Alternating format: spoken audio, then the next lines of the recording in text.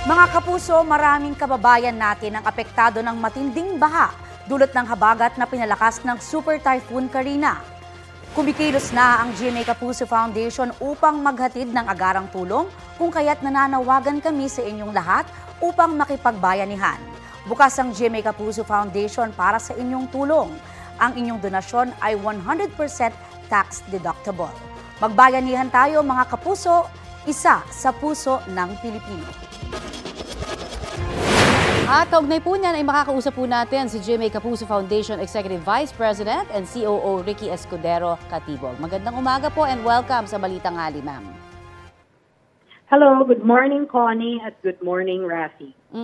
Unang-una sa lahat, ano ho ba yung mga lugar na napuntahan na po ng ating pong Kapuso Foundation at yung mga pupuntahan pa lamang para mabigyan po ng agarang tulong? Okay, bale kahapon, Connie, sa kasagsagan ng Bagyong Karina, tayo ay nagpunta sa dalawang pinaka-affected areas sa Quezon City. Nauna na yung Barangay Tatalon, napakalalim ng ng baha dyan, kung saan ay 3,060 mga residente ang nahatira natin ng tulong. Lumika sila sa Diosdado Macapagal Elementary School at tayo ay nagbigay ng mga relief goods at tayo ay nagkaroon ng Kapuso Soup Kitchen. Okay. Tayo ay nagpakain din dyan. Tapos tayo naman ay nagpunta din sa Holy Family Parish Church. Diyan ay sa Rojas District, Quezon City. Napakalalim din ang baha dyan. At mahigit 1,000 individual naman ang ating binigyan ng relief goods at tayo rin ay nagkaroon ng Kapuso Soup Kitchen. Ngayong umaga naman, ang katuwang natin ay yung unang hirit barkada at tayo naman ay nagtungo dyan naman sa Barangay San Juan, Taytay, Rizal. 1,000 residente din ang binigyan natin ng relief goods at tayo din ay nagpakain ng agahan sa mga bata at mga senior citizens. Ngayong araw na ito naman, tuloy-tuloy ang ating relief operations, Connie, Ang GMA Kapuso Foundation ay magtutungo ngayon sa Malanday Elementary School sa Malanday, Marikina at magiging katuwang natin dito ang ilang top stars ng GMA Kapuso Foundation na gusto rin magbigay ng kanilang tulong. Bukas naman, Friday, tayo naman ay magtutungo sa Malabon City. Lumubog din yan, Yes, oo. At sa Navotas City. Alright. At mag-distribute din tayo ng relief goods at saka tayo rin ay magpapakain at gagawa rin tayo ng Kapuso Soup Kitchen. Makakaasa kayo na ang GMA Kapuso Foundation, hindi ho titigil, buong weekend ho yan hanggang linggo. Tayo ho ay magkakaroon ng mga relief operations at saka tayo ay magkakaroon ng mga GMA Soup Kitchen. Alright. I'm sure, Ma'am Ricky, walang maliit na donasyon sa mga talagang gusto hong tumulong. Pero syempre dapat doon sa tama na pagdodonatan dahil marami rin hong nananamantala sa mga panahon ngayon. So, paano ho yung pagpapadonate po ng GMA Kapuso Foundation? Please guide us. Oo. Tama ka dyan, Connie. Sa panahon na ganito, dapat tayo magbakas-bakas. At kahit maliit ang inyong donasyon, okay lang yon dahil kapag nagsama-sama tayo, malaki na rin. However, hindi dapat tayo magpapabiktima sa mga scammer. Alright?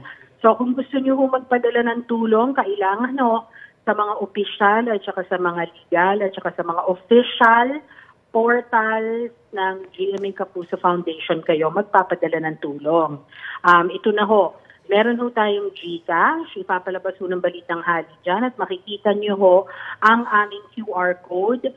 GCash QR code po yan, makakapture nyo ho para diretso na ho ang inyong donation. Meron din ho kami sa Lazada, meron din ho kami sa Shopee. Lahat ho yan QR code para hindi ho tayo ma-scam, So, meron din ho tayo sa Cebuana Luier. Lahat ho ng branches niyan nationwide, sasabihin nyo lang ho na kayo ay magdo-donate, waive na ho ang remittance fees dahil partner ho natin dyan. Yung mga bangko ho natin, BDO, Metro Bank, Union Bank, PNB, Land Bank, at saka Bank of Commerce. Kung pupunta ho kayo sa bangko, huwag niyo ho ibibigay sa kung kani-kanino. Wala hong fixer ang GMA Kapuso Foundation. Dumiretso ho kayo sa teller. at sabihin nyo, magdo-donate po kami sa GMA Kapuso Foundation.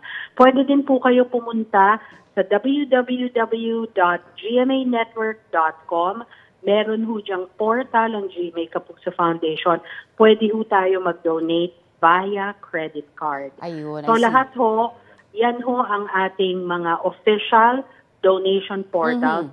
Diyan lang po kayo mag-donate para sigurado na ang tulong na ibibigay nyo makakarating. Yan ho ang promise ng GMA Kapuso Foundation, alang-alang sa serbisyong totoo sa panahon ng Ma'am kalamidad. Ricky. Oo. At syempre, bukod po sa cash, pwede rin hubang mag-volunteer naman kaya, doon po sa mga gusto hong tumulong na sila ho mismo, ang mag-repack, o saan ho ba sila pwedeng mag-inquire about this? Yes. Connie, we do accept yung mga volunteers, lalo na sa repacking. Tumawag ho tayo sa GMA hotline, 028-982-7777. Magpa-connect ho kayo sa GMA Kapuso Foundation, local 9905.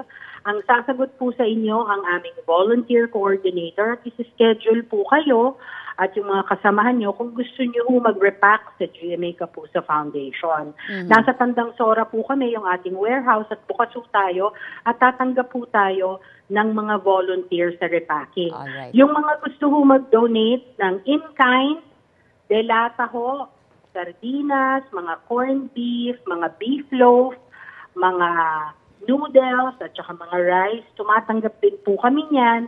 Pero sana ho, huwag naman po tayo magbigay nung mag-expire na, Connie at saka Rafi. Oo. Diba? Bigyan ho natin ng dignidad yung mga kababayan natin na nasalanta na, bigyan naman ho natin sila ng dekalidad. Alright. Maraming salamat, Ms. Ricky Escudero Katibog ng GMA Foundation, at sana nga ho ay mas marami pang makapagbigay ng tulong sa ating mga nangangailangang kababayan. Thank you, ma'am. Opo, maraming salamat. Balitang halik. Kapuso, para sa mga maiinit na balita, mag-subscribe sa GMA Integrated News sa YouTube. Sa mga kapuso naman abroad, subaybayan nyo kami sa GMA Pinoy TV at sa www.gmanews.tv.